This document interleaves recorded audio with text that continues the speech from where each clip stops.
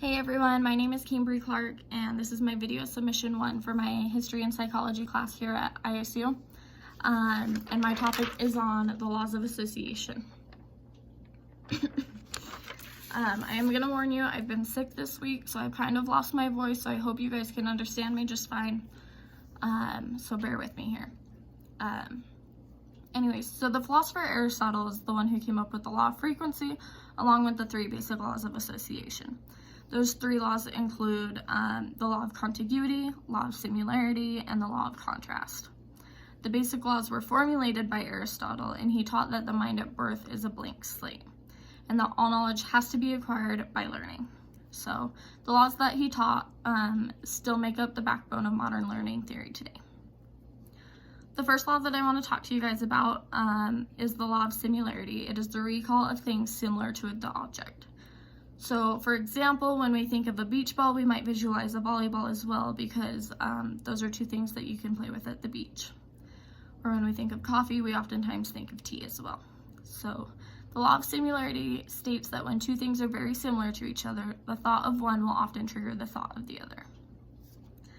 The second law that I want to talk to you guys about is the law of contiguity. The law of contiguity is the recall of things that were originally experienced along with that object. So the law of contiguity actually states that we associate things that occur close to each other in time or in space. So for example, if we think of thunder, we also think of lightning, since the 2 often occur one after the other. The third law I want to talk to you about is the law of contrast. The law of contrast is a recall of opposite things.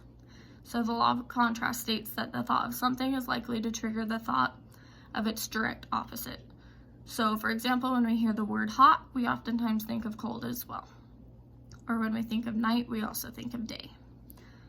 And then, so for the law of frequency states that the more frequently 2 things are experienced together, the more likely it will be that the experience or recall of one will stimulate a recall of the second thing.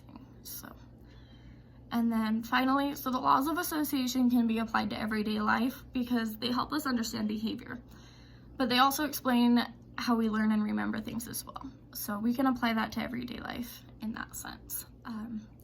Anyways, if you guys have any questions, please comment below. I'd love to hear your guys' feedback and answer any questions that you guys might have, and thanks for watching.